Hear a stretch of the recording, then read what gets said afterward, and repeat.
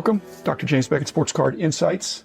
Merry Christmas, everybody. It's Christmas Eve. Actually, it will be in the morning. Thanks sponsors, Topps Panini, Upper Deck, Beckett Media, Beckett Grading, Beckett Authentication, ComC.com, Heritage Auctions, Huggins Scott Auctions, Mike Stadium Sports Cards, and Burbank Sports Cards. So Christmas Eve, night before Christmas, and all through the house. It's pretty quiet around here right now, but it'll be hustling and bustling tomorrow and the next day.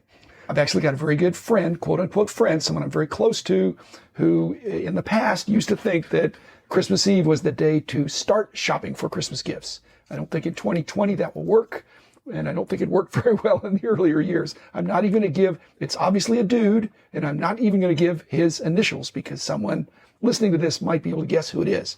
But most families in America celebrate Christmas with gifts. It's a big deal. It's a big shopping season for the retailers, not just Amazon.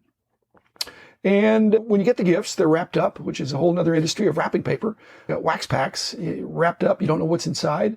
You have a decision. Each family, and I've been part of more than one family now because I had a family of origin in my current family. There's the big decision. Do you open your gifts on Christmas Eve or on Christmas Day, Christmas morning? And I've done it both ways, and we straddle it now. So whatever tradition works, that's fine. I have found also in my long life that the number of gifts that you receive is roughly inversely proportional to the age of the recipient. When I was young, I got a lot of gifts. Now that I'm older, I don't get that many gifts. The youngest people get the most gifts.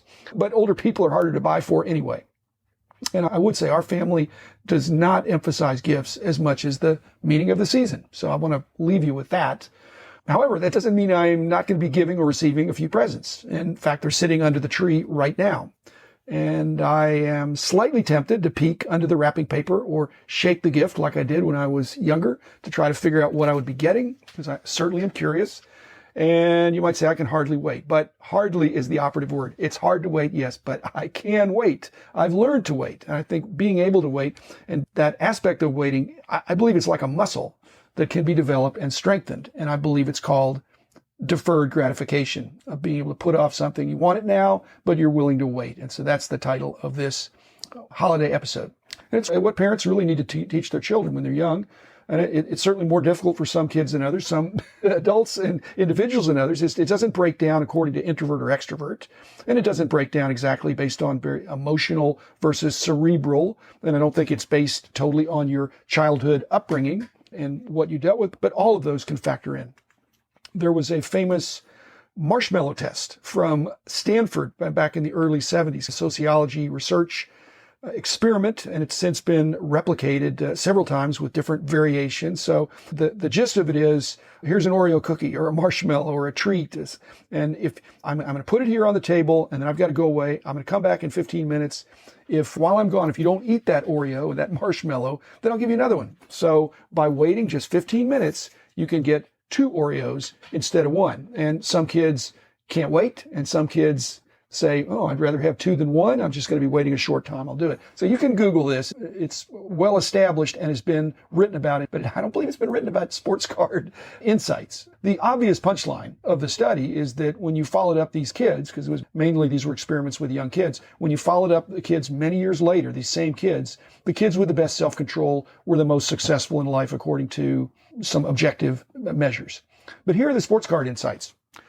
Number one, another thing they found out on a follow-up from this is that those kids who came from a background of deprivation or mistrust, they were not as likely to wait. Either they could not or they would not wait, but perhaps that wasn't them being irrational because they had repeatedly perhaps seen unreliable adults or broken promises in their upbringing.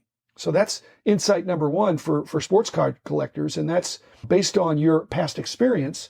It's healthy to be skeptical of good deals in the hobby. Maybe they're too good, and so the deferred gratification might be taking a little extra time if you're skeptical that something is too good a deal. Number two, another follow-up from the marshmallow experiment, is that those kids that picked up the marshmallow or the Oreo cookie or the pretzel, whatever the treat was, and they sniffed it and they felt it and they focused on it, the more likely, those are the kids who are more likely to cave in. So focusing on that prize tends to reduce your willpower. So that's my second insight on this Christmas Eve episode, is that if you fixate on cards that you're coveting, that doesn't help you in resisting buying something, especially if you can't afford it.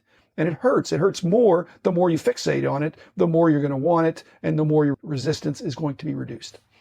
Finally, number 3, there's a distinct difference between no and not yet. And that's what some of these kids in this experiments figured out. It wasn't a no. It's not that I can't have this first Oreo, this first marshmallow. It's not yet. If I can wait, if I can have the deferred gratification, I can get 100% return on my investment. I get two for the price of one. So insight number 3, and the final one for Sports Card Insights here, is that it's very rare that you're only going to get one chance at something in this hobby. And so choosing no, not yet, in other words, no, but maybe later, but not yet, for buying something it's not a financial loss. It's an opportunity loss. And no one, and I repeat, no one knows whether the market will go up or down in the future for any card or frankly for anything. We have no ability to 100% predict the future. And no, not yet, has value to you as a collector to be able to say, I'm going to wait. Deferred gratification. So the final word, the disclaimer here, the final word is that perhaps all that I've said doesn't necessarily go out the window, but it may not be applicable to one-of-one type grail cards where when you think no, not yet likely means never for some of these one-of-ones. If you see it, you've either got to pounce on it or you got to let it go, and it may really never come back.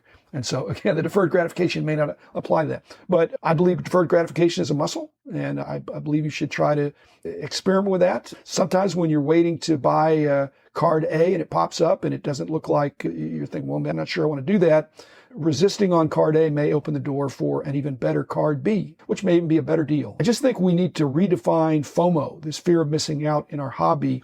The FOMO should not be about missing one card that's on your list. It ought to be more missing out on the participatory fun and profit that's found in our great hobby, because I think it's not a hobby just of observation and contemplation. It's participating, it's trading. For many cases, it's just people buying, but in many cases, it's buying and selling and trading. And that's part of the fun in our great hobby. So just wanted to do a short episode. It's Christmas. Spend time with your family. Stay healthy. So Merry Christmas to all, and to all a good day and good night. And I will see you tomorrow. Merry Christmas.